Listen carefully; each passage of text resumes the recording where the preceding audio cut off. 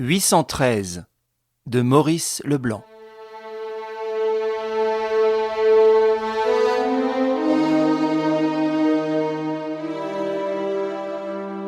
Première partie.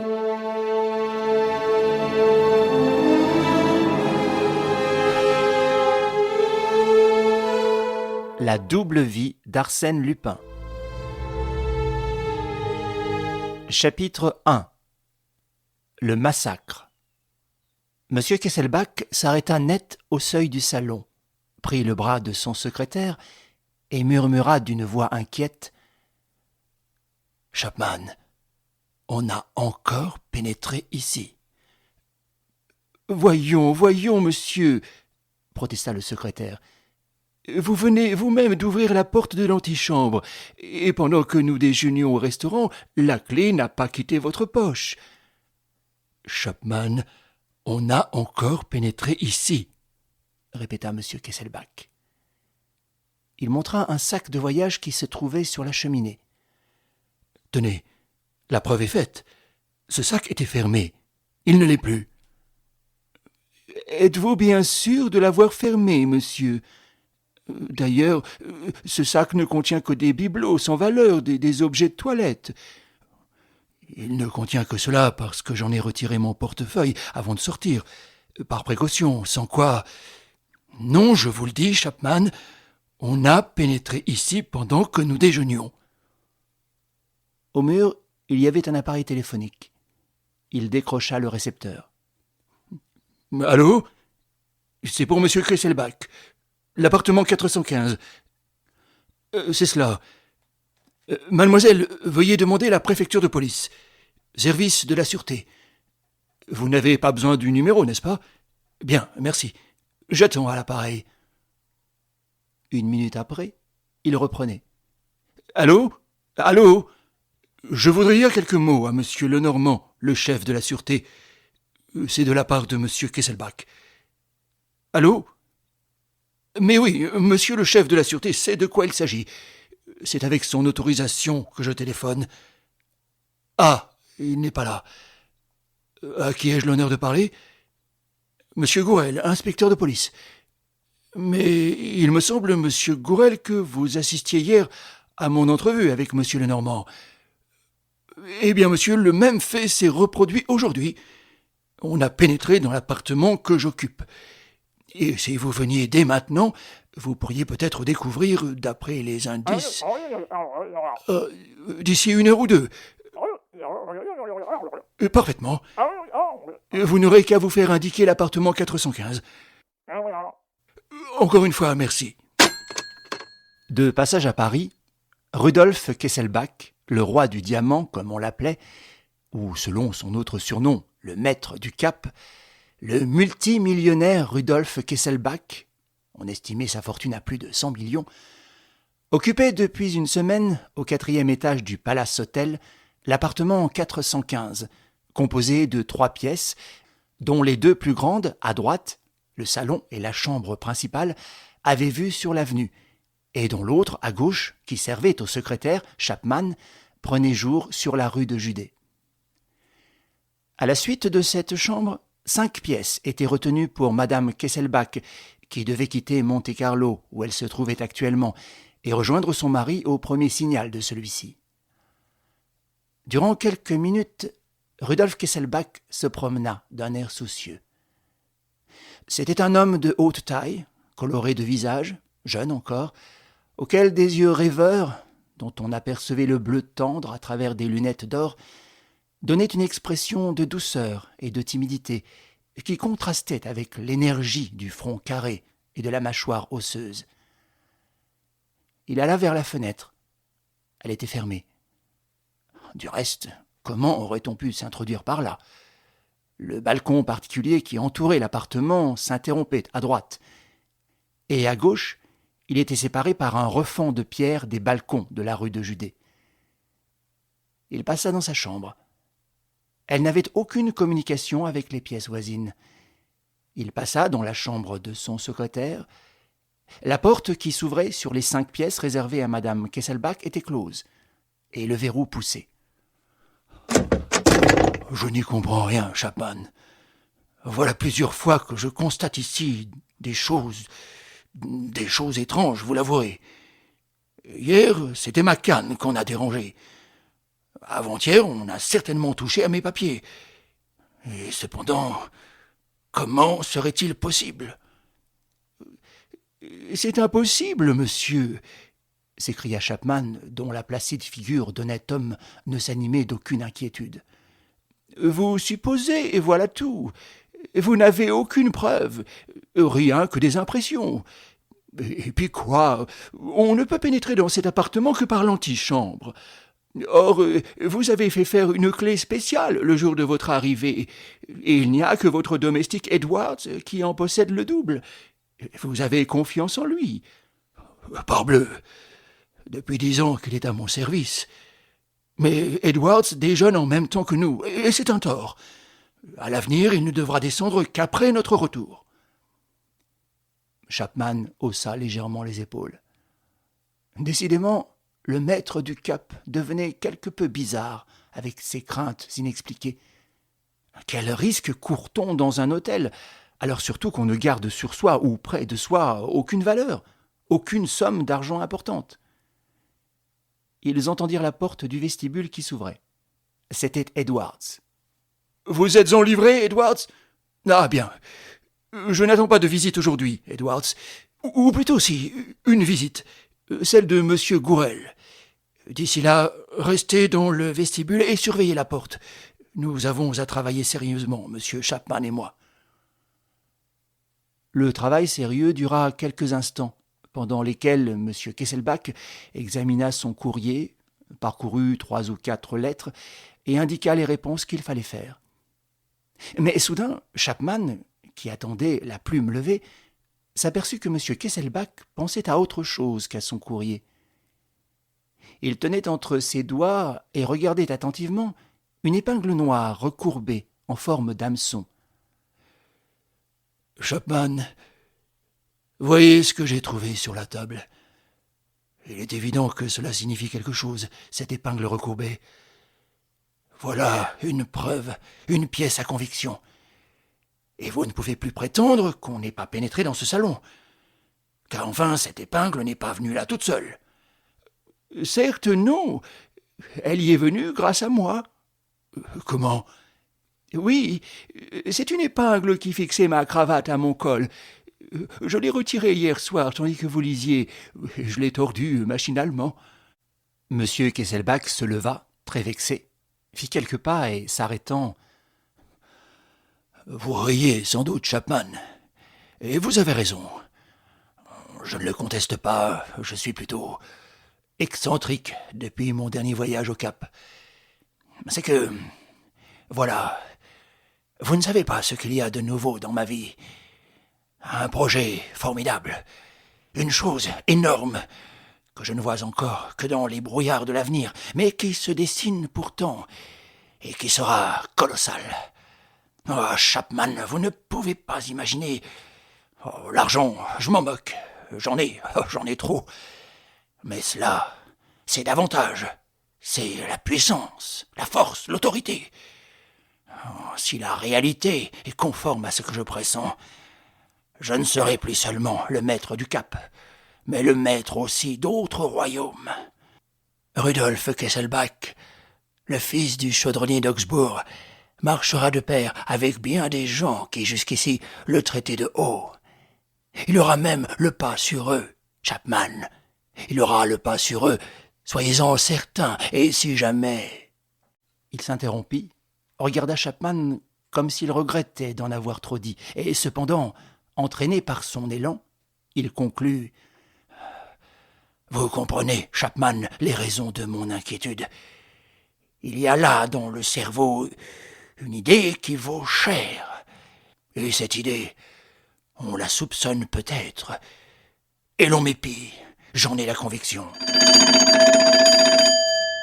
Le téléphone. Est-ce que par hasard, ce serait... Allô ? De la part de qui ? Le colonel. Ah, eh bien oui, c'est moi. Il y a du nouveau. Parfait. Alors je vous attends. Vous viendrez avec vos hommes. Parfait. Allô? Non, non, nous ne serons pas dérangés. Je vais donner les ordres nécessaires. C'est donc si grave. Je vous répète que la consigne sera formelle. Mon secrétaire et mon domestique garderont la porte et personne n'entrera. Vous connaissez le chemin, n'est-ce pas? Par conséquent, ne perdez pas une minute. Chapman, 2 messieurs vont venir. Oui, 2 messieurs. Edwards les introduira. Mais, monsieur Gourel, le brigadier. Il arrivera plus tard, dans 1 heure. Et puis, quand même, ils peuvent se rencontrer. Donc, dites à Edward d'aller dès maintenant au bureau et de prévenir. Je n'y suis pour personne. Sauf pour 2 messieurs, le colonel et son ami. Et pour monsieur Gourel. Qu'on inscrive les noms. Chapman exécuta l'ordre. Quand il revint, il trouva M. Kesselbach qui tenait à la main une enveloppe, ou plutôt une petite pochette de maroquin noir, vide sans doute, à en juger par l'apparence. Il semblait hésiter, comme s'il ne savait qu'en faire.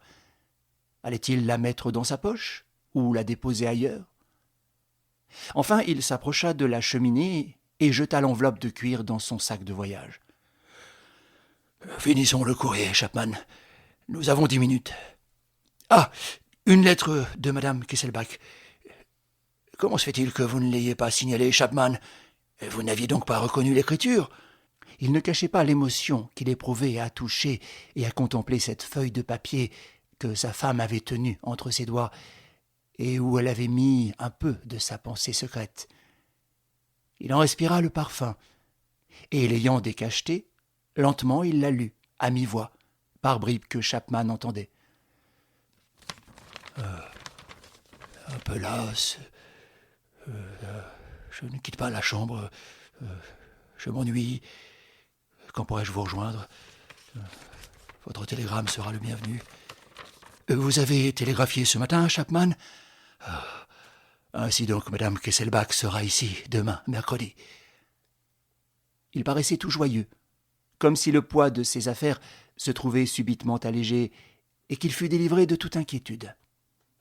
Il se frotta les mains et respira largement, en homme fort, certain de réussir, en homme heureux qui possédait le bonheur et qui était de taille à se défendre. « On sonne, Chapman, on a sonné au vestibule, allez voir !» Mais Edwards entra et dit « 2 messieurs demandent monsieur. Ce sont les personnes. »« Je sais. Elles sont là, dans l'antichambre ?»« Oui, monsieur. »« Refermez la porte de l'antichambre et n'ouvrez plus, sauf à monsieur Gourel, brigadier de la sûreté. Vous, Chapman, allez chercher ces messieurs et dites-leur que je voudrais d'abord parler au colonel seul. » Edwards et Chapman sortirent en ramenant sur eux la porte du salon. Rudolf Kesselbach se dirigea vers la fenêtre et appuya son front contre la vitre. Dehors, tout au-dessous de lui, les voitures et les automobiles roulaient dans les sillons parallèles que marquait la double ligne des refuges. Un clair soleil de printemps faisait étinceler les cuivres et les vernis. Aux arbres, un peu de verdure s'épanouissait, et les bourgeons des marronniers commençaient à déplier leurs petites feuilles naissantes. « Que diable fait Chapman? Depuis le temps qu'il parlemente. » Il prit une cigarette sur la table, puis, l'ayant allumée, il tira quelques bouffées. Un léger cri lui échappa. Près de lui, debout, se tenait un homme qu'il ne connaissait point. Il recula d'un pas. « Qui êtes-vous » L'homme, c'était un individu correctement habillé, plutôt élégant, noir de cheveux et de moustache, les yeux durs. L'homme ricana. « Qui je suis ? Mais le colonel. »« Mais non, celui que j'appelle ainsi, celui qui m'écrit sous cette signature de convention, ce n'est pas vous. » »« Si, l'autre n'était que... Mais voyez-vous, mon cher monsieur, tout cela n'a aucune importance. L'essentiel, c'est que moi, je sois moi. Et je vous jure que je le suis. »« Mais enfin, monsieur, votre nom ?»« Le colonel. » jusqu'à nouvel ordre. Une peur croissante envahissait M. Kesselbach. Qui était cet homme? Que lui voulait-il? Il appela. « Chapman !» Quelle drôle d'idée d'appeler. Ma société ne vous suffit pas? Chapman! Chapman! Edwards! Chapman! Edwards! Que faites-vous donc, mes amis? On vous réclame. Monsieur, je vous prie, je vous ordonne de me laisser passer. Mais, mon cher monsieur, qui vous en empêche? Il s'effaça poliment. Monsieur Kesselbach s'avança vers la porte, l'ouvrit et brusquement sauta en arrière. Devant cette porte, il y avait un autre homme, le pistolet au poing. Il balbutia.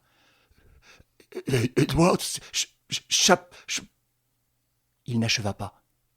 Il avait aperçu dans un coin de l'antichambre, étendus l'un près de l'autre, bâillonnés et ficelés, son secrétaire et son domestique. Monsieur Kesselbach, malgré sa nature inquiète, impressionnable, était brave, et le sentiment d'un danger précis, au lieu de l'abattre, lui rendait tout son ressort et toute son énergie. Doucement, tout en simulant l'effroi, la stupeur, il recula vers la cheminée et s'appuya contre le mur. Son doigt cherchait la sonnerie électrique. Il trouva et pressa le bouton longuement. « Et après ?» Sans répondre, M. Kesselbach continua d'appuyer. « Et après ? Vous espérez qu'on va venir ? Que tout l'hôtel est en rumeur parce que vous pressez ce bouton ? Mais non, mon pauvre monsieur. Retournez-vous donc, et vous verrez que le fil est coupé. » M. Kesselbach se retourna vivement, comme s'il voulait se rendre compte. Mais d'un geste rapide, il s'empara du sac de voyage, plongea la main, saisit un revolver, le braqua sur l'homme et tira. « Bigre ! Vous chargez donc vos armes avec de l'air et du silence. » Une seconde fois, le chien claqua, puis une troisième. Aucune détonation ne se produisit. « Encore 3 coups, roi du Cap. Je ne serai content que quand j'aurai 6 balles dans la peau. » « Comment? Vous y renoncez? » »« Dommage. Le carton s'annonçait bien. » Il agrippa une chaise par le dossier, la fit tournoyer, s'assit à califourchon, et montrant un fauteuil à M. Kesselbach, « Prenez donc la peine de vous asseoir, cher monsieur, et faites ici comme chez vous. Une cigarette? Pour moi non, je préfère les cigares. » Il y avait une boîte sur la table. Il choisit un Hupman blond et bien façonné, l'alluma, et s'inclinant... « Je vous remercie. Ce cigare est délicieux. Et maintenant causons, voulez-vous ?» Rudolf Kesselbach écoutait avec stupéfaction. Quel était donc cet étrange personnage? À le voir, si paisible cependant et si loquace, il se rassurait peu à peu et commençait à croire que la situation pourrait se dénouer sans violence ni brutalité. Il tira de sa poche un portefeuille, le déplia, exhiba un paquet respectable de banknotes et demanda « Combien ?» L'autre le regarda d'un air ahuri, comme s'il avait de la peine à comprendre. Puis, au bout d'un instant, appela « Marco !» L'homme au revolver s'avança. « Marco, monsieur a la gentillesse de t'offrir ces quelques chiffons pour ta bonne amie. Accepte, Marco. » Tout en braquant son revolver de la main droite, Marco tendit la main gauche, reçut les billets et se retira. « Cette question réglée selon votre désir, venons au but de ma visite. Je serai bref et précis. Je veux 2 choses. D'abord, une petite enveloppe en maroquin noir que vous portez généralement sur vous. Ensuite, une cassette d'ébène qui hier encore se trouvait dans le sac de voyage. Procédons par ordre. L'enveloppe de maroquin? Brûlée. » L'inconnu fronça le sourcil. Il dut avoir la vision des bonnes époques où il y avait des moyens péremptoires de faire parler ceux qui s'y refusent. Soit, nous verrons ça. Et la cassette d'ébène? Brûlée. Ah, vous vous payez ma tête, mon brave homme. Il lui tordit le bras d'une façon implacable. Et hier, Rudolf Kesselbach, hier, vous êtes entré au Crédit Lyonnais, sur le boulevard des Italiens, en dissimulant un paquet sous votre pardessus. Vous avez loué un coffre-fort, précisons, le coffre numéro 16, travée 9. Après avoir signé et payé, vous êtes descendu dans les sous-sols. Et quand vous êtes remonté, vous n'aviez plus votre paquet. Est-ce exact ? Oh ! Absolument. Donc, la cassette et l'enveloppe sont au Crédit Lyonnais. Non. Donnez-moi la clé de votre coffre. Non. Marco ! Vas-y, Marco. Le quadruple nœud.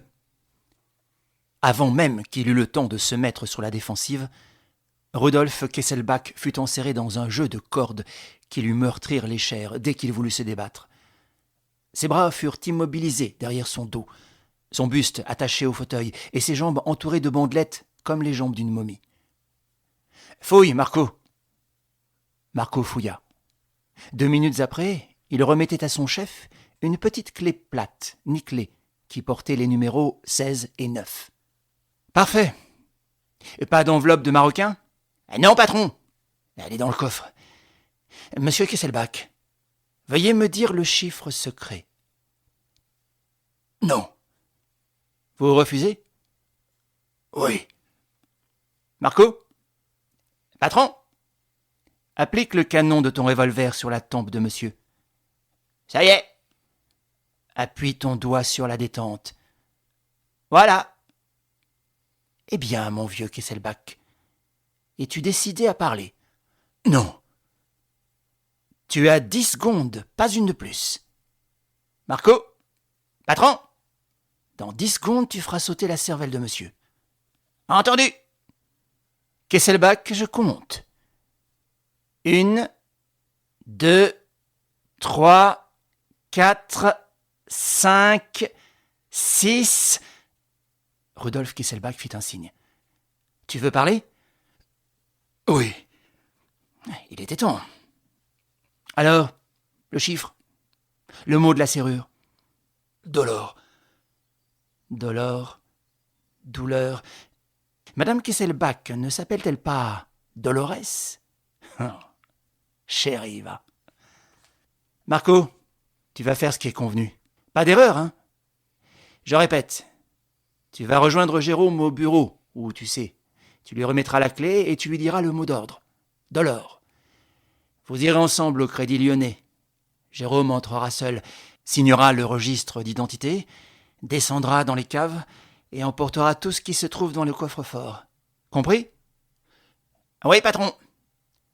Mais si par hasard, le coffre n'ouvre pas, si le mot « Dolor » Silence, Marco. Au sortir du Crédit Lyonnais, tu lâcheras Jérôme. Tu rentreras chez toi et tu me téléphoneras le résultat de l'opération. Si par hasard le mot « Dolor » n'ouvre pas le coffre, nous aurons, mon ami Kesselbach et moi, un petit entretien suprême. Kesselbach, tu es sûr de ne t'être point trompé ? Oui. C'est qu'alors tu escomptes la nullité de la perquisition. Nous verrons ça. File, Marco. Mais vous, patron ? Moi, je reste. Oh, ne crains rien. Je n'ai jamais couru aussi peu de danger. N'est-ce pas, Kesselbach ? La consigne est formelle. Oui. Oh, diable, tu me dis ça d'un air bien empressé. Est-ce que tu aurais cherché à gagner du temps ? Alors je serais pris au piège, comme un idiot. Il réfléchit, regarda son prisonnier et conclut « Non, ce n'est pas possible. Nous ne serons pas dérangés. » Il n'avait pas achevé ce mot que la sonnerie du vestibule retentit. Violemment, il appliqua sa main sur la bouche de Rudolf Kesselbach. « Ah, vieux renard, tu attendais quelqu'un !» Les yeux du captif brillaient d'espoir. On l'entendit ricaner sous la main qu'il étouffait. L'homme tressaillit de rage. « Tais-toi, sinon je t'étrangle. Tiens, Marco, bâillonne-le. Fais vite. Bien. » On sonna de nouveau. Il cria comme s'il était lui, Rudolf Kesselbach, et qu'Edwards fût encore là. « Ouvrez donc, Edwards !» Puis il passa doucement dans le vestibule, et à voix basse, désignant le secrétaire et le domestique, « Marco, aide-moi à pousser ça dans la chambre. Voilà, là, de manière qu'on ne puisse les voir. » Il enleva le secrétaire, Marco emporta le domestique. « Bien, maintenant retourne au salon. » Il le suivit et aussitôt, repassant une seconde fois dans le vestibule, il prononça très haut, d'un air étonné, « Mais votre domestique n'est pas là, monsieur Kesselbach. Non, ne vous dérangez pas, finissez votre lettre. J'y vais moi-même. » Et tranquillement, il ouvrit la porte d'entrée. « Monsieur Kesselbach ?» Il se trouvait en face d'une sorte de colosse, à la large figure réjouie, aux yeux vifs, qui se dandinait d'une jambe sur l'autre et tortillait entre ses mains les rebords de son chapeau. Il répondit « Parfaitement, c'est ici. Qui dois-je annoncer ?»« Monsieur Kesselbach a téléphoné. Il m'attend. »« Ah, c'est vous. Je vais prévenir. Voulez-vous patienter une minute ? Monsieur Kesselbach va vous parler. » Il eut l'audace de laisser le visiteur sur le seuil de l'antichambre, à un endroit d'où l'on pouvait apercevoir, par la porte ouverte, une partie du salon. Et lentement, sans même se retourner, il rentra, rejoignit son complice auprès de M. Kesselbach et lui dit « Nous sommes fichus. C'est Gourel, de la sûreté. » L'autre empoigna son couteau. Il lui saisit le bras. « Pas de bêtises, hein ? J'ai une idée. Mais pour Dieu, comprends-moi bien, Marco, et parle à ton tour. Parle comme si tu étais Kesselbach. Tu entends, Marco ? Tu es Kesselbach. » Il s'exprimait avec un tel sang-froid et une autorité si violente que Marco comprit, sans plus d'explication, qu'il devait jouer le rôle de Kesselbach, et prononça, de façon à être entendu, « Vous m'excuserez, mon cher. Dites à monsieur Gourel que je suis désolé, mais que j'ai affaire par-dessus la tête. Je le recevrai demain matin à 9h. Oui, à 9h exactement. » « Bien, ne bouge plus. » Il revint dans l'antichambre. Gourel attendait. Il lui dit « Monsieur Kesselbach s'excuse, il achève un travail important. Vous est-il possible de venir demain matin, à 9h ?» Il y eut un silence. Gourel semblait surpris et vaguement inquiet. Au fond de sa poche, le poing de l'homme se crispa. Un geste équivoque, et il frappait. Enfin Gourel dit « Soit, à demain, 9h. Mais tout de même, ben oui, 9h, je serai là. » Et remettant son chapeau, il s'éloigna par les couloirs de l'hôtel. Marco, dans le salon, éclata de rire. « Ah, rudement fort, le patron. Ah, ce que vous l'avez roulé. Ah, débrouille-toi, Marco, tu vas le filer. S'il sort de l'hôtel, lâche-le, retrouve Jérôme comme c'est convenu, et téléphone. » Marco s'en alla rapidement.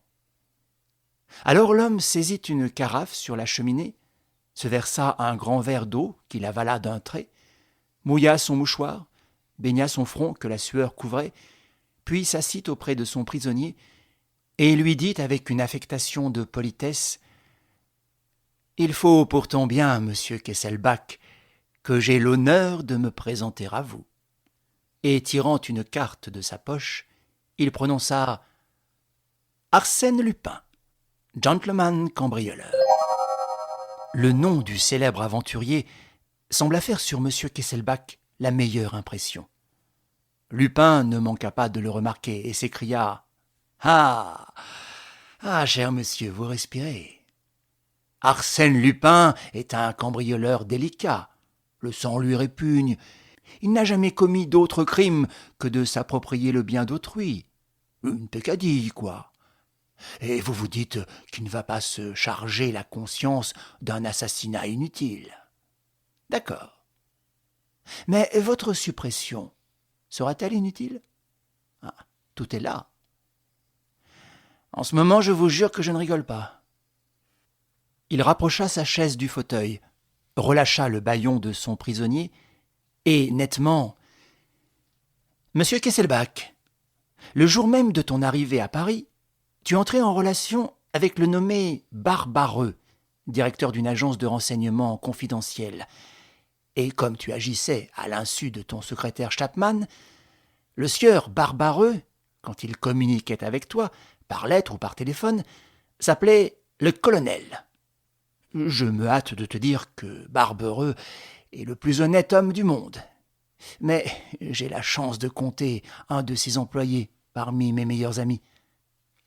C'est ainsi que j'ai su le motif de ta démarche auprès de Barbareux, et c'est ainsi que j'ai été amené à m'occuper de toi et à te rendre, grâce à de fausses clés, quelques visites domiciliaires, au cours desquelles, hélas, je n'ai pas trouvé ce que je voulais. Il baissa la voix, et les yeux dans les yeux de son prisonnier, scrutant son regard, cherchant sa pensée obscure, il articula « Monsieur Kesselbach, tu as chargé Barbareux de découvrir dans les bas-fonds de Paris un homme qui porte ou a porté le nom de Pierre le Duc, et dont voici le signalement sommaire. Taille 1,75 m, blond, moustache. Signe particulier, à la suite d'une blessure, l'extrémité du petit doigt de la main gauche a été coupée. En outre, une cicatrice presque effacée à la joue droite. Tu sembles attacher à la découverte de cet homme une importance énorme, comme s'il pouvait en résulter pour toi des avantages considérables.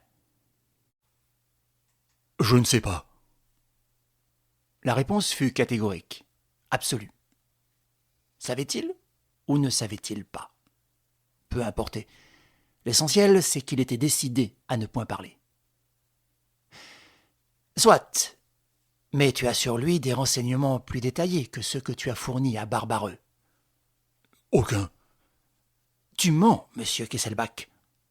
2 fois, devant Barbareux, tu as consulté des papiers enfermés dans l'enveloppe de Maroquin. En effet. Alors, cette enveloppe? Brûlée.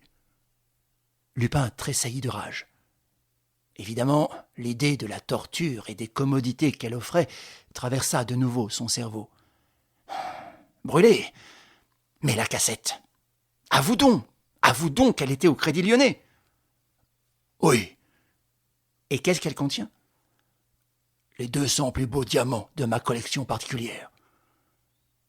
Cette affirmation ne sembla pas déplaire à l'aventurier. Ah, les 200 plus beaux diamants. Mais dis donc, c'est une fortune. Oui, ça te fait sourire. Pour toi, c'est une bagatelle. Et ton secret vaut mieux que ça.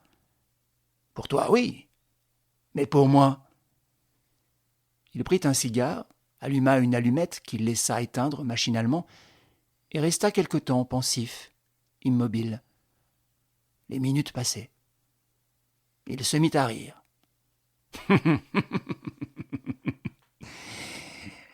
Tu espères bien que l'expédition ratera et qu'on n'ouvrira pas le coffre. Impossible, mon vieux. Mais alors il faudra me payer mon dérangement. Moi, je ne suis pas venu ici pour voir la tête que tu fais sur un fauteuil. Les diamants, puisque diamants il y a. Sinon, l'enveloppe de Maroquin. Le dilemme n'est posé. Il consulta sa montre. 1/2 heure. Bigre, le destin se fait tirer l'oreille. Mais ne rigole donc pas, monsieur Kesselbach. Foi d'honnête homme, je ne rentrerai pas bredouille. Ah, enfin. Oui, c'est moi, Rudolf Kesselbach. Ah, bien, mademoiselle. Mettez-moi en communication. C'est toi, Marco? Parfait. Ça s'est bien passé? Ah, à la bonne heure. Pas d'accroc. Compliment, l'enfant. Alors, qu'est-ce qu'on a ramassé? La cassette d'ébène. Pas autre chose? Aucun papier? Tiens. Et dans la cassette? Sont-ils beaux, ces diamants? Parfait. 1 minute, Marco, que je réfléchisse. Tout ça, vois-tu, si je te disais mon opinion... Tiens, ne bouge pas, reste à l'appareil. Il se retourna. Monsieur Kesselbach, tu y tiens à tes diamants? Oui. Tu me les rachèterais Peut-être. Combien? 500 000? 500 000, oui. Ah, seulement, voilà le hic. Comment se fera l'échange? Un chèque? Non, tu me roulerais. Ou bien je te roulerai. Écoute, après demain matin, passe au Lyonnais. Prends tes 500 billets et va te promener au bois, près d'Auteuil. Moi, j'aurai les diamants. Dans un sac, c'est plus commode. La cassette se voit trop. Non, la cassette. Je veux tout. Ah, tu es tombé dans le panneau. Les diamants, tu t'en fiches. Ça se remplace.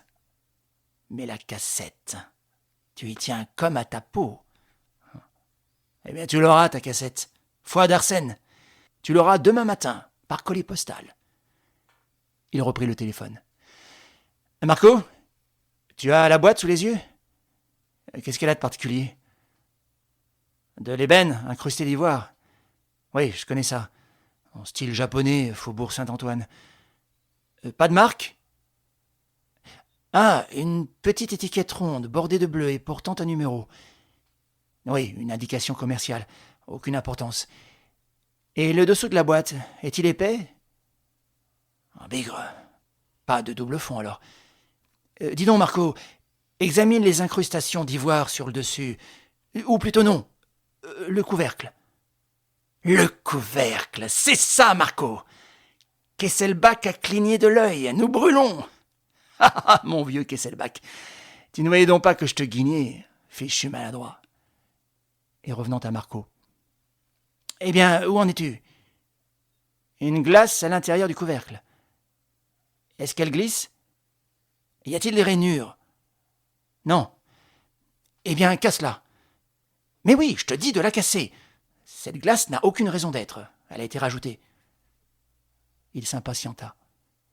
Mais imbécile, ne te mêle pas de ce qui ne te regarde pas, obéis. Il dut entendre le bruit que Marco faisait au bout du fil pour briser le miroir, car il s'écria triomphalement. Oh, qu'est-ce que je te disais, monsieur Kesselbach, que la chasse serait bonne. Allô, ça y est? Eh bien, une lettre, victoire, tous les diamants du Cap et le secret du bonhomme. Il décrocha le second récepteur, appliqua soigneusement les 2 plaques sur ses oreilles et reprit. Lis, Marco, lis doucement. L'enveloppe d'abord. Bon. Maintenant, répète. Lui-même répéta. Copie de la lettre contenue dans la pochette de maroquin noir. Et après? Déchire l'enveloppe, Marco. Vous permettez, monsieur Kesselbach? Ce n'est pas très correct, mais enfin... Vas-y, Marco, monsieur Kesselbach t'y autorise. Ça y est? Eh bien, lis. Il écouta, puis ricanant. Oh, fichtre, ce n'est pas aveuglant. Voyons, je résume. Une simple feuille de papier pliée en 4 et dont les plis paraissent tout neufs. Bien. En haut et à droite de ces feuilles, ces mots. 1,75 m, petit doigt gauche coupé, etc. Oui, et c'est le signalement du sieur Pierre le Duc. De l'écriture de Kesselbach, n'est-ce pas? Bien. Et au milieu de la feuille, ce mot en lettres capitales d'imprimerie, Apoun. A-P-O-O-N. Marco, mon petit, tu vas laisser le papier tranquille. Tu ne toucheras pas à la cassette ni au diamant. Dans 10 minutes, j'en aurai fini avec mon bonhomme. Dans 20 minutes, je te rejoins. Ah, à propos, tu m'as envoyé l'auto? Parfait. À tout à l'heure. Il remit l'appareil en place, passa dans le vestibule, puis dans la chambre, s'assura que le secrétaire et le domestique n'avaient pas desserré leurs liens, et que d'autre part, ils ne risquaient pas d'être étouffés par leurs bâillons, et il revint vers son prisonnier. Il avait une expression résolue, implacable. Fini de rire, Kesselbach. Si tu ne parles pas, tant pis pour toi. Es-tu décidé? À quoi? Pas de bêtises. Dis ce que tu sais. Je ne sais rien. Tu mens. Que signifie ce mot, Apoun? Si je le savais, je ne l'aurais pas inscrit. Soit. Mais à qui, à quoi se rapporte-t-il? Où l'as-tu copié? D'où cela te vient-il? M. Kesselbach ne répondit pas. Lupin reprit, plus nerveux, plus saccadé. « Écoute, Kesselbach, je vais te faire une proposition. Si riche, si gros monsieur que tu sois, il n'y a pas entre toi et moi tant de différence. Le fils du chaudronnier d'Augsbourg et Arsène Lupin, prince des cambrioleurs, peuvent s'accorder sans honte, ni pour l'un ni pour l'autre. Moi, je vole en appartement. Toi, tu voles en bourse. Tout ça, c'est kiff-kiff. Donc voilà, Kesselbach. Associons-nous pour cette affaire. J'ai besoin de toi, puisque je l'ignore. Tu as besoin de moi parce que tout seul, tu ne t'en sortiras pas. Barbareux est un niais. Moi, je suis Lupin. Ça colle? Un silence. Lupin insista d'une voix qui tremblait. Réponds, Kesselbach. Ça colle? Si oui, en 48 heures, je te le retrouve, ton Pierre le Duc. Car il s'agit bien de lui, hein? C'est ça l'affaire. Mais réponds donc. Qu'est-ce que c'est que cet individu?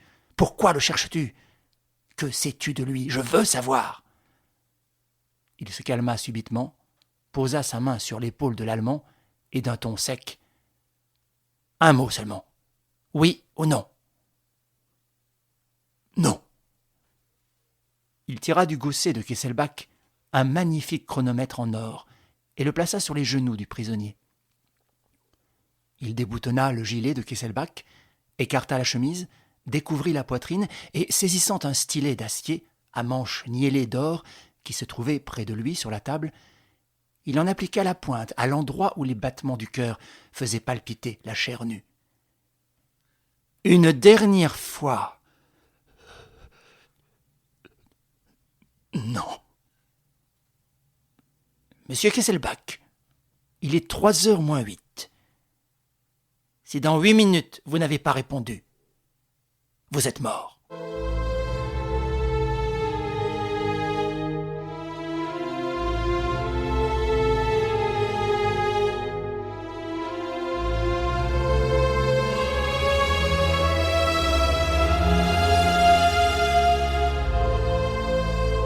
Le lendemain matin, à l'heure exacte qui lui avait été fixée, le brigadier Gourel se présenta au Palace Hôtel. Sans s'arrêter, et dédaigneux de l'ascenseur, il monta les escaliers. Au 4e étage, il tourna à droite, suivit le couloir et vint sonner à la porte du 415. Aucun bruit ne se faisant entendre, il recommença.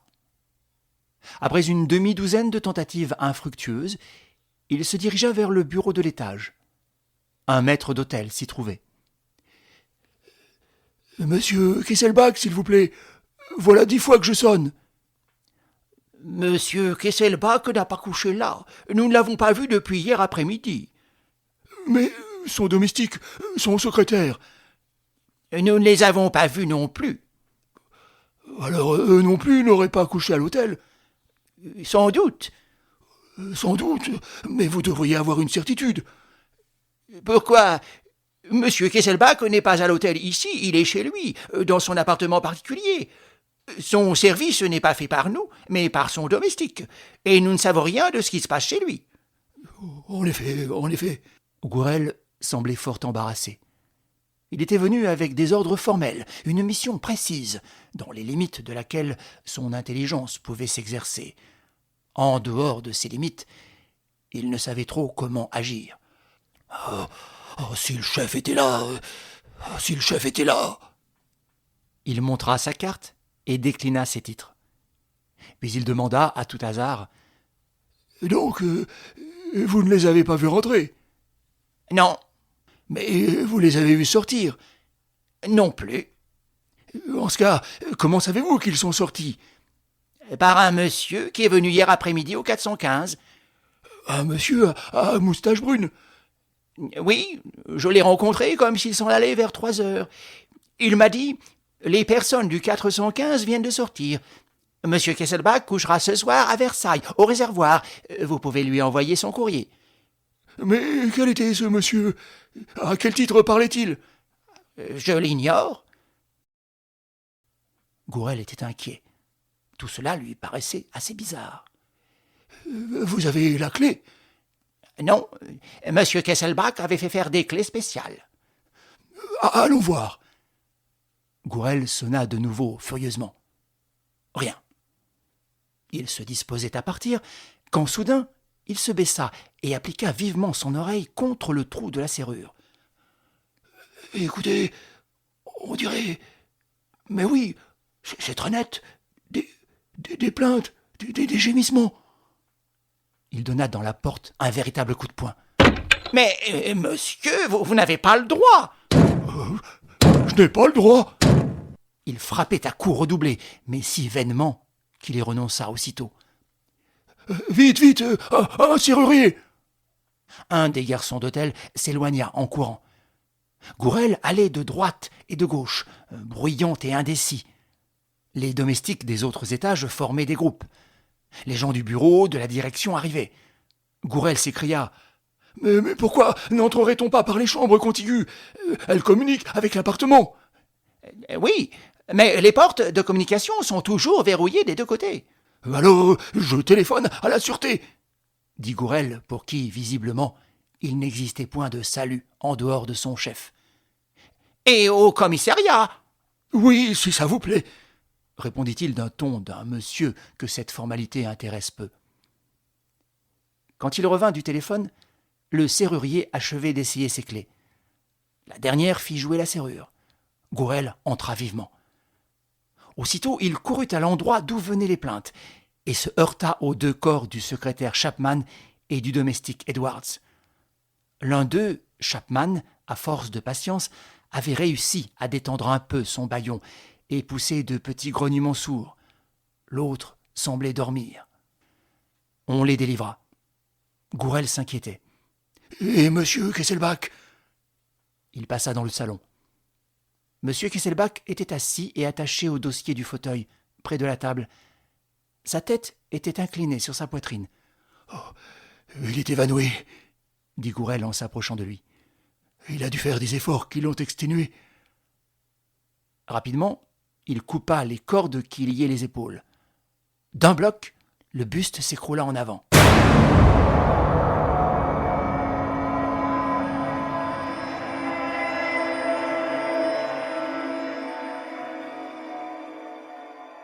Gourel l'empoigna à bras-le-corps et recula en poussant un cri d'effroi. « Oh! Mais il est mort! Tâtez! Les mains sont glacées! Et regardez les yeux !» Quelqu'un hasarda. « Une congestion sans doute, ou une rupture d'anévrisme !»« Oh, en effet, il n'y a pas de trace de blessure. Oh, c'est une mort naturelle. » On étendit le cadavre sur le canapé et l'on défit ses vêtements. Mais tout de suite, sur la chemise blanche, des taches rouges apparurent, et dès qu'on l'eut écartée, on s'aperçut que, à l'endroit du cœur, la poitrine était trouée d'une petite fente par où coulait un mince filet de sang.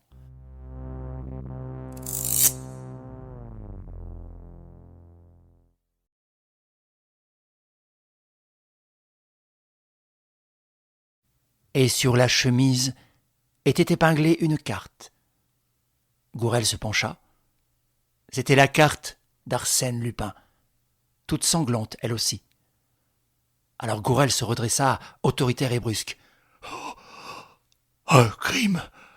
Arsène Lupin! Sortez! Sortez tous! Que personne ne reste dans ce salon ni dans la chambre! Qu'on transporte et qu'on soigne ces messieurs dans une autre pièce! Sortez tous! Et qu'on ne touche à rien! Le chef va venir! Arsène Lupin. Gourel répétait ces deux mots fatidiques d'un air absolument pétrifié. Il résonnait en lui comme un glas. Arsène Lupin, le bandit roi, l'aventurier suprême. Voyons, était-ce possible? Mais non, ce n'est pas possible, puisqu'il est mort. Seulement voilà, était-il réellement mort? Arsène Lupin. Debout, près du cadavre, il demeurait stupide, abasourdi, tournant et retournant la carte avec une certaine crainte, comme s'il venait de recevoir la provocation d'un fantôme. Arsène Lupin. Qu'allait-il faire? Agir? Engager la bataille avec ses propres ressources? Non, il valait mieux ne pas agir.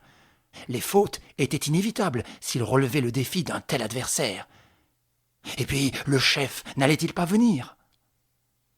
Le chef va venir. Toute la psychologie de Gourel se résumait dans cette petite phrase. Habile et persévérant, plein de courage et d'expérience, d'une force herculéenne, il était de ceux qui ne vont de l'avant que lorsqu'ils sont dirigés et qui n'accomplissent de bonne besogne que lorsqu'elle leur est commandée. Combien ce manque d'initiative s'était aggravé depuis que M. Lenormand avait pris la place de M. Dudouis au service de la sûreté. Celui-là était un chef, M. Lenormand. Avec celui-là, on était sûr de marcher dans la bonne voie. Si sûr même que Gourel s'arrêtait dès que l'impulsion du chef ne lui était plus donnée. Mais le chef allait venir. Sur sa montre, Gourel calculait l'heure exacte de cette arrivée.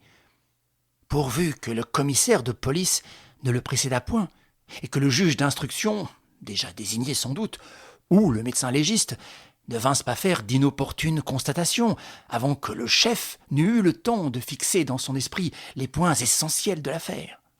« Eh bien, Gourel, à quoi rêves-tu ?»« Le chef !» Monsieur Lenormand était un homme encore jeune, si l'on considérait l'expression même de son visage, ses yeux qui brillaient sous ses lunettes. Mais c'était presque un vieillard, si l'on notait son dos voûté, sa peau sèche et comme jaunie à la cire, sa barbe et ses cheveux grisonnants, toute son apparence brisée, hésitante, maladive.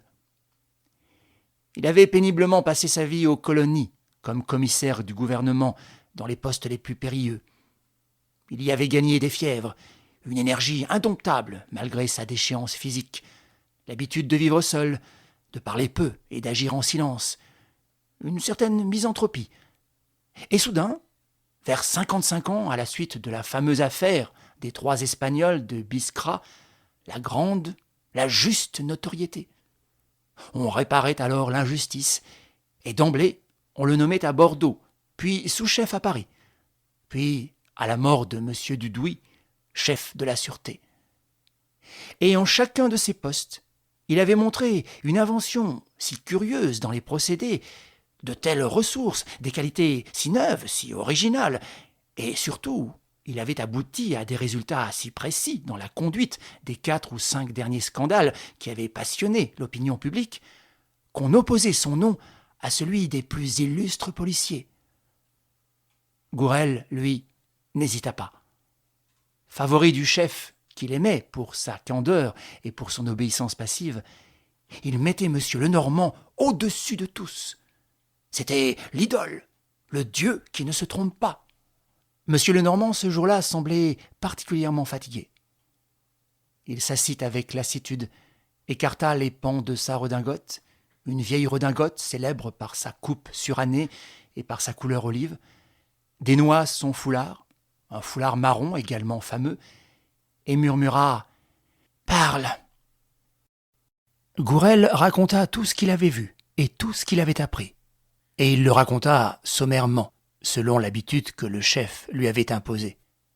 Mais quand il exhiba la carte de Lupin, M. Lenormand tressaillit. « Lupin !»« Oui, Lupin. Le voilà revenu sur l'eau, cet animal-là. »« Tant mieux, fit M. Lenormand après un instant de réflexion. « Évidemment, tant mieux. » reprit Gourel, qui se plaisait à commenter les rares paroles d'un supérieur auquel il ne reprochait que d'être trop peu loquace. « Tant mieux, car vous allez enfin vous mesurer avec un adversaire digne de vous. Et Lupin trouvera son maître. Lupin n'existera plus. Lupin... »« Cherche !» fit M. Lenormand, lui coupant la parole.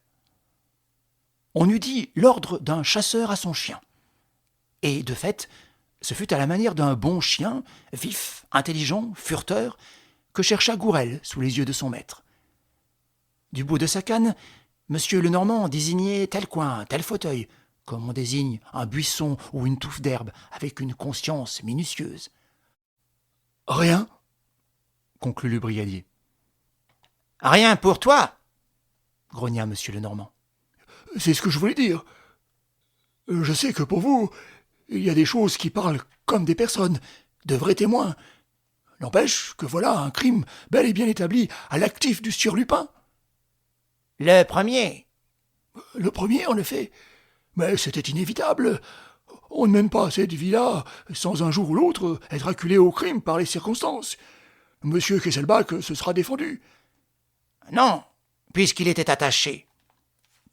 En effet, c'est même fort curieux.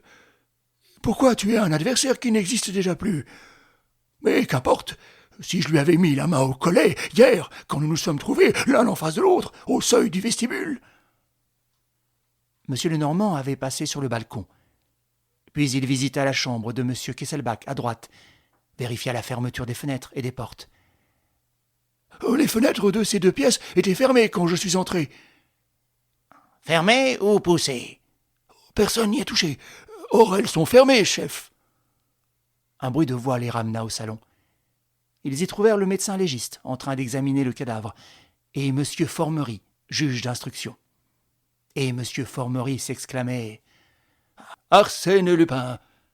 Enfin, je suis heureux qu'un hasard bienveillant me remette en face de ce bandit. Le gaillard verra de quel bois je me chauffe. Et cette fois, il s'agit d'un assassin. À nous deux, maître Lupin !» M. Formery n'avait pas oublié l'étrange aventure du diadème de la princesse de Lamballe et l'admirable façon dont Lupin l'avait roulé quelques années auparavant. La chose était restée célèbre dans les annales du palais. On en riait encore, et M. Formery, lui, en conservait un juste sentiment de rancune et le désir de prendre une revanche éclatante. « Le crime est évident, » prononça-t-il de son air le plus convaincu. « Le mobile ne sera facile à découvrir. Allons, tout va bien. Monsieur Lenormand, je vous salue et je suis enchanté. » M. Formery n'était nullement enchanté. La présence de M. Lenormand lui agréait au contraire fort peu, le chef de la sûreté ne dissimulant guère le mépris où il le tenait. Pourtant il se redressa, et toujours solennel. « Alors, docteur, vous estimez que la mort remonte à une douzaine d'heures environ, peut-être davantage. C'est ce que je suppose. Nous sommes tout à fait d'accord.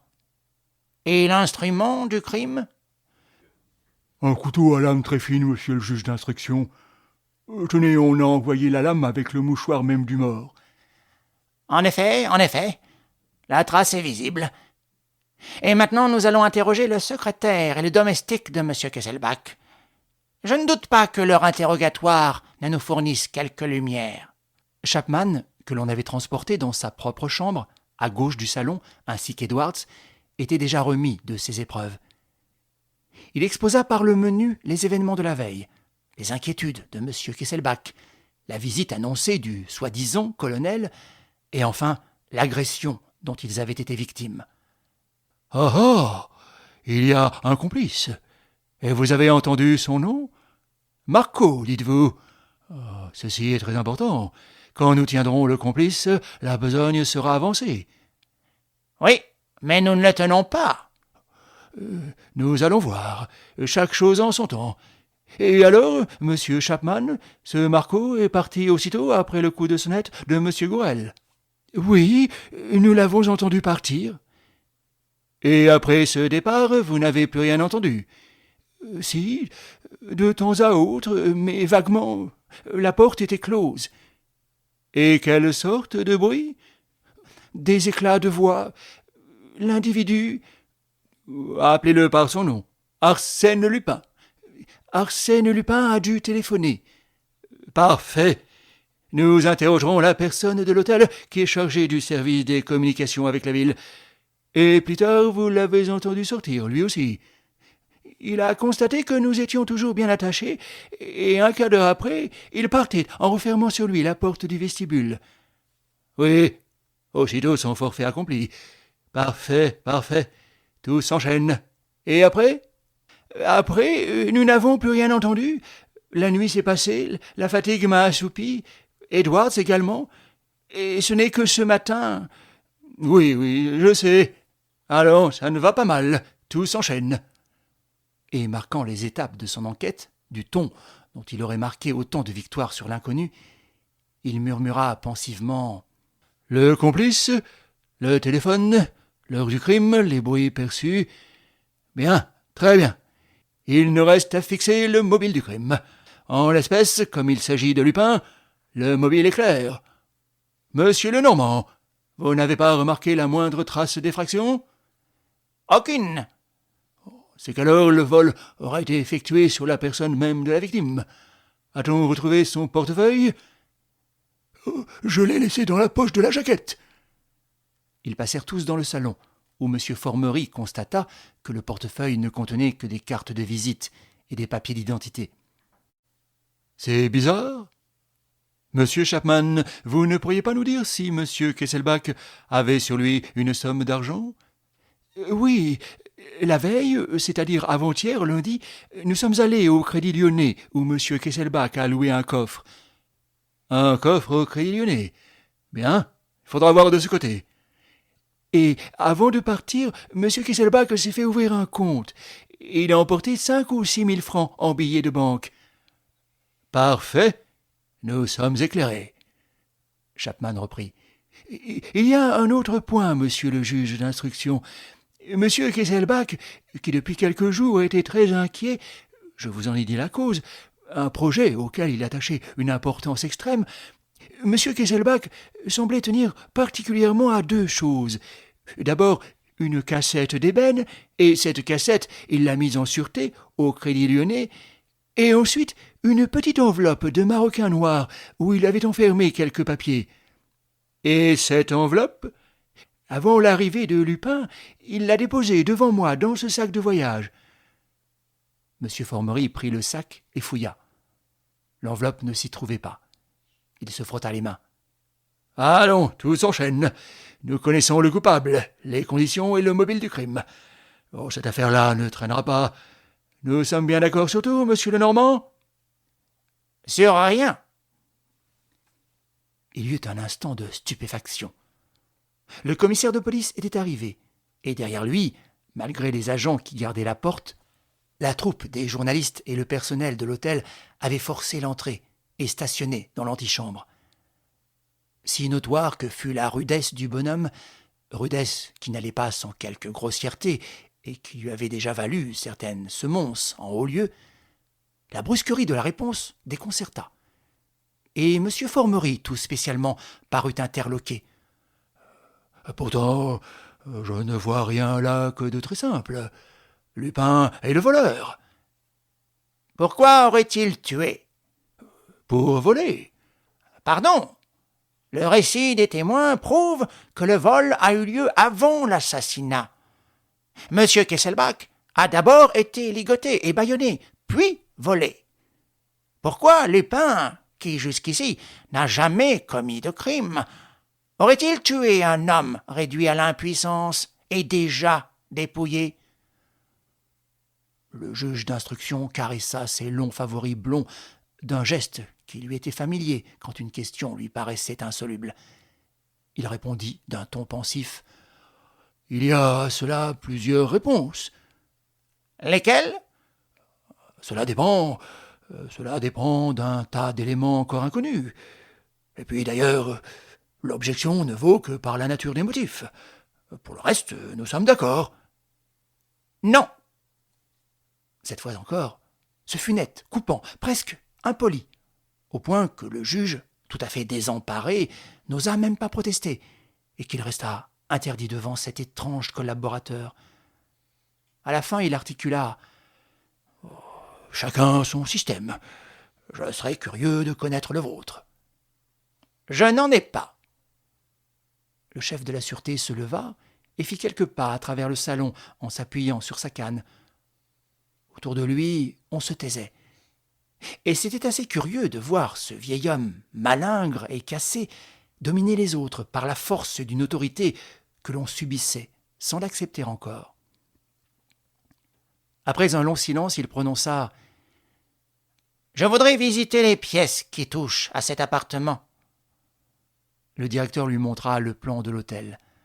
La chambre de droite, celle de M. Kesselbach, n'avait point d'autre issue que le vestibule même de l'appartement. Mais la chambre de gauche, celle du secrétaire, communiquait avec une autre pièce.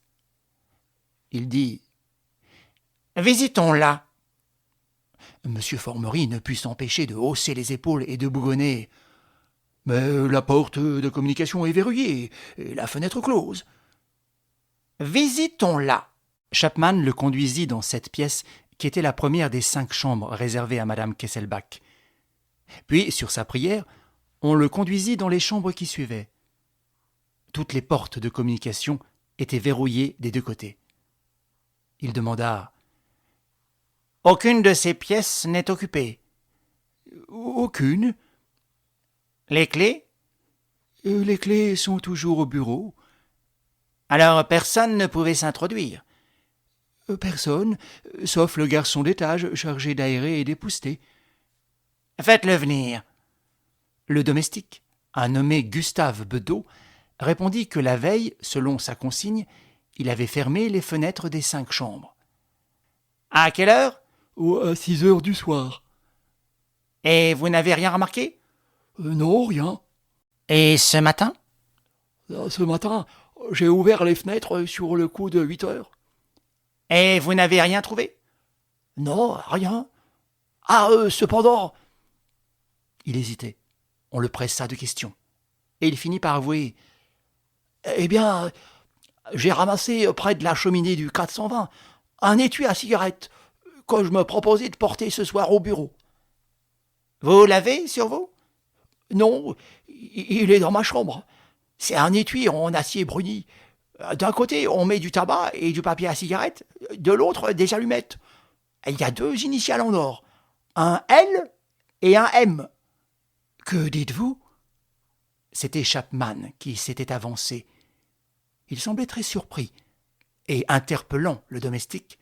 « Un étui en acier bruni, dites-vous ?»« Eh oui. »« Avec 3 compartiments pour le tabac, le papier et les allumettes.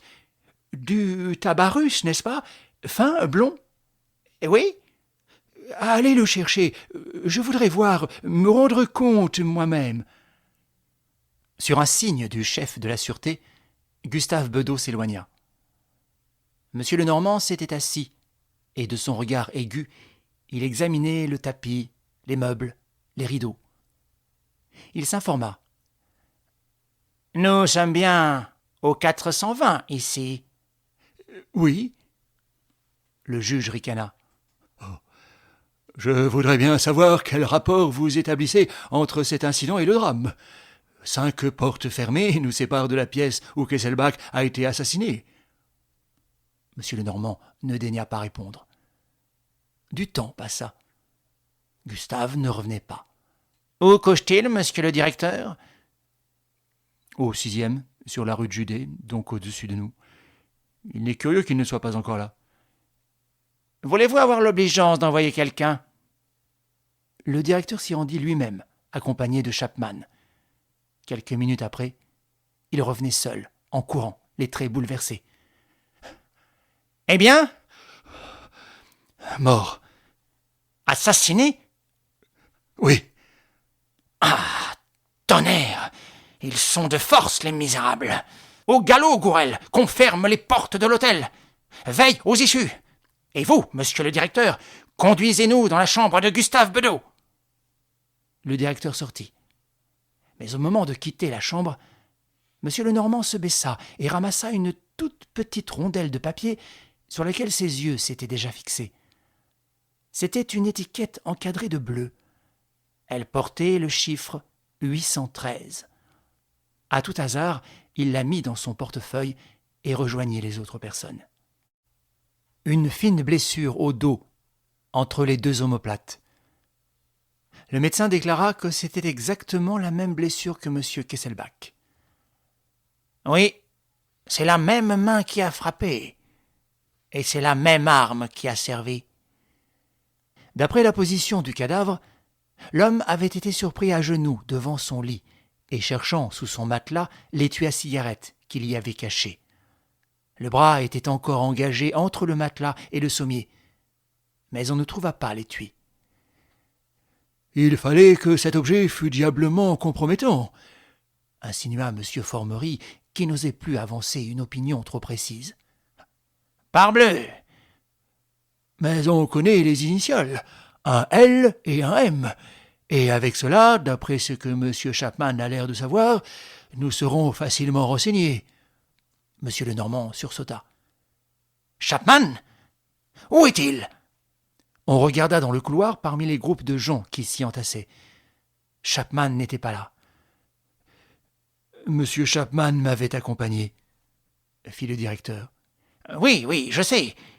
Mais il n'est pas redescendu avec vous. »« Non, je l'avais laissé près du cadavre. »« Vous l'avez laissé ?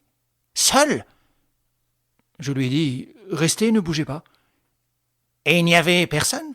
Vous n'avez vu personne ?»« Dans le couloir, non. »« Mais dans les mansardes voisines, ou bien, tenez, après ce tournant, personne ne se cachait là ?»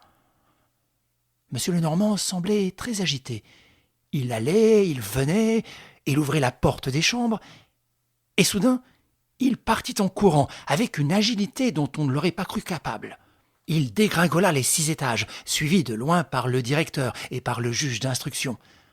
En bas, il retrouva Gourel devant la grande porte.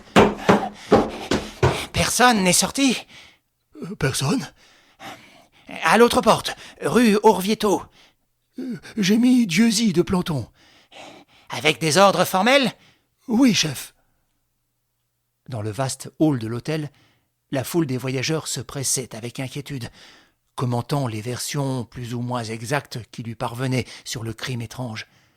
Tous les domestiques, convoqués par téléphone, arrivaient un à un. M. Lenormand les interrogeait aussitôt. Aucun d'eux ne put donner le moindre renseignement. Mais une bonne du 5e étage se présenta. 10 minutes auparavant, peut-être, elle avait croisé 2 messieurs qui descendaient l'escalier de service entre le 5e et le 4e étage. « Ils descendaient très vite. Le premier tenait l'autre par la main. Ça m'a étonné de voir ces 2 messieurs dans l'escalier de service. »« Vous pourriez les reconnaître ?»« Le premier, non. Il a tourné la tête. C'est un mince, blond, et il avait un chapeau mou noir et des vêtements noirs. »« Et l'autre ?»«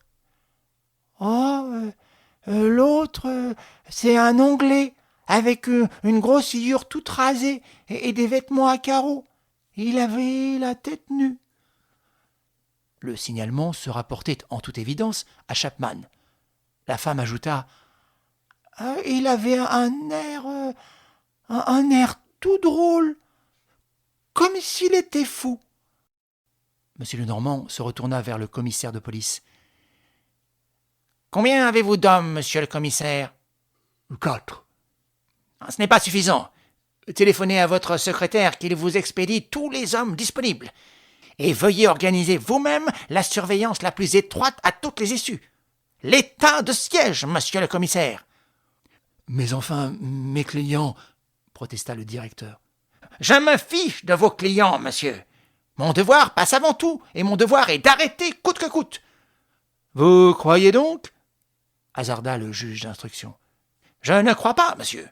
Je suis sûr que l'auteur du double assassinat se trouve encore dans l'hôtel. »« Mais alors, Chapman ?» ?»« À l'heure qu'il est, je ne puis répondre que Chapman soit encore vivant.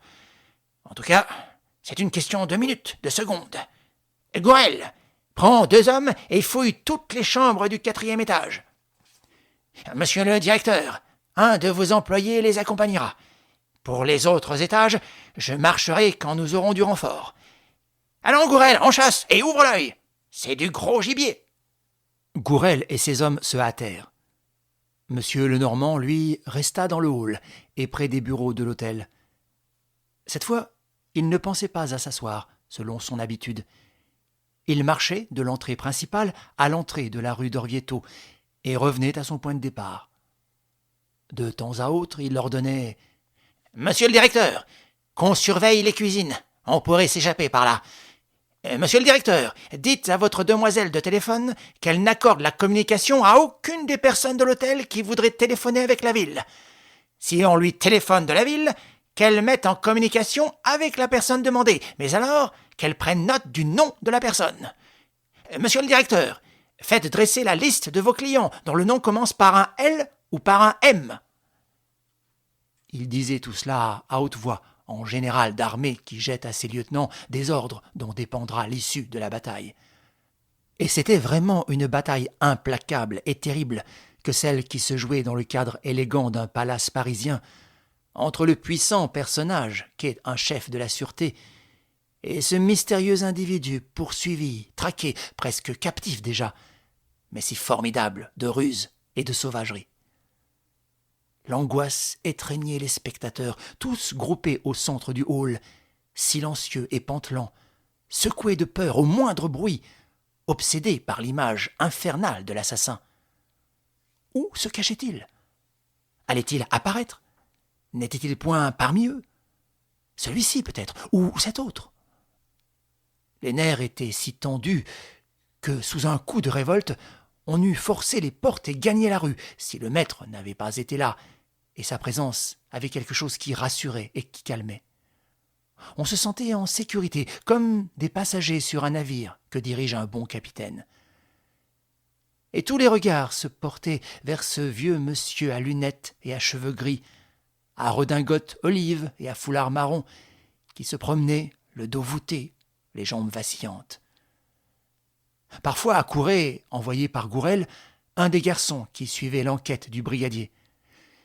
« Du nouveau ?»« Rien, monsieur, on ne trouve rien. » À 2 reprises, le directeur essaya de faire fléchir la consigne. La situation était intolérable.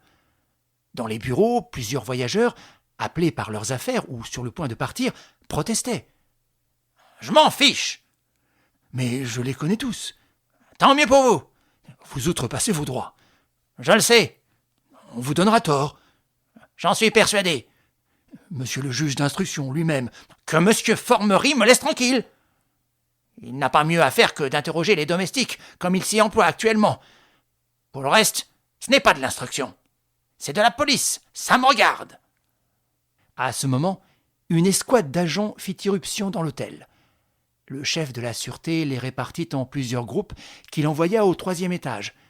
Puis, s'adressant au commissaire, « Mon cher commissaire, je vous laisse la surveillance. Pas de faiblesse, je vous en conjure. Je prends la responsabilité de ce qui surviendra. » Et, se dirigeant vers l'ascenseur, il se fit conduire au 2e étage. La besogne n'était pas facile. Elle fut longue, car il fallait ouvrir les portes des 60 chambres, inspecter toutes les salles de bain, toutes les alcôves, tous les placards, tous les recoins. Elle fut aussi infructueuse. 1 heure après, sur le coup de midi, M. Lenormand avait tout juste fini le 2e étage. Les autres agents n'avaient pas terminé les étages supérieurs, et nulle découverte n'avait été faite. M. Lenormand hésita. L'assassin était-il remonté vers les mansardes? Il se décidait cependant à descendre, quand on l'avertit que Mme Kesselbach venait d'arriver avec sa demoiselle de compagnie. Edwards, le vieux serviteur de confiance, avait accepté la tâche de lui apprendre la mort de M. Kesselbach. M. Lenormand la trouva dans un des salons, terrassée, sans larmes, mais le visage tordu de douleur et le corps tout tremblant, comme agité par des frissons de fièvre. C'était une femme assez grande, brune, dont les yeux noirs d'une grande beauté étaient chargés d'or, de petits points d'or, pareils à des paillettes qui brillent dans l'ombre. Son mari l'avait connue en Hollande, où Dolores était née d'une vieille famille d'origine espagnole, les Amonti. Tout de suite, il l'avait aimée, et depuis 4 ans, leur accord, fait de tendresse et de dévouement, ne s'était jamais démenti. M. Lenormand se présenta. Elle le regarda sans répondre, et il se tut, car elle n'avait pas l'air, dans sa stupeur, de comprendre ce qu'il disait. Puis, tout à coup, elle se mit à pleurer abondamment et demanda qu'on la conduisît auprès de son mari. Dans le hall, M. Lenormand trouva Gourel, qui le cherchait, et qui lui tendit précipitamment un chapeau qu'il tenait à la main. Patron, j'ai ramassé ça. Pas d'erreur sur la provenance, hein? C'était un chapeau mou, un feutre noir. À l'intérieur, il n'y avait pas de coiffe, pas d'étiquette. Où l'as-tu ramassé? Sur le palier de l'escalier de service, au second. Aux autres étages, rien? Rien. Nous avons tout fouillé. Il n'y a plus que le premier. Et ce chapeau prouve que l'homme est descendu jusque-là. Et nous brûlons, patron. Je le crois. Au bas de l'escalier, M. Lenormand s'arrêta. Rejoins le commissaire et donne-lui la consigne. 2 hommes au bas de chacun des 4 escaliers, revolver au poing. Et qu'on tire, s'il le faut. Comprends ceci, Gourel. Si Chapman n'est pas sauvé, et si l'individu s'échappe, je saute. Voilà 2 heures que je fais de la fantaisie. Il monta l'escalier. Au premier étage, il rencontra 2 agents qui sortaient d'une chambre, conduits par un employé. Le couloir était désert. Le personnel de l'hôtel n'osait s'y aventurer, et certains pensionnaires s'étaient enfermés à double tour dans leur chambre, de sorte qu'il fallait frapper longtemps et se faire reconnaître avant que la porte s'ouvrît. Plus loin, M. Lenormand aperçut un autre groupe d'agents qui visitaient l'office, et à l'extrémité du long couloir, il en aperçut d'autres encore qui approchaient du tournant, c'est-à-dire des chambres situées sur la rue de Judée. Et soudain, il entendit ceux-là qui poussaient des exclamations, et ils disparurent en courant. Il se hâta. Les agents s'étaient arrêtés au milieu du couloir. À leurs pieds, barrant le passage, la face sur le tapis, gisait un corps. M. Lenormand se pencha et saisit entre ses mains la tête inerte. Chapman, il est mort. Il l'examina. Un foulard de soie blanche. Nous espérons que vous avez apprécié cet aperçu. Pour continuer à écouter ce livre audio sur Google Play Livres, utilisez le lien dans la description de la vidéo.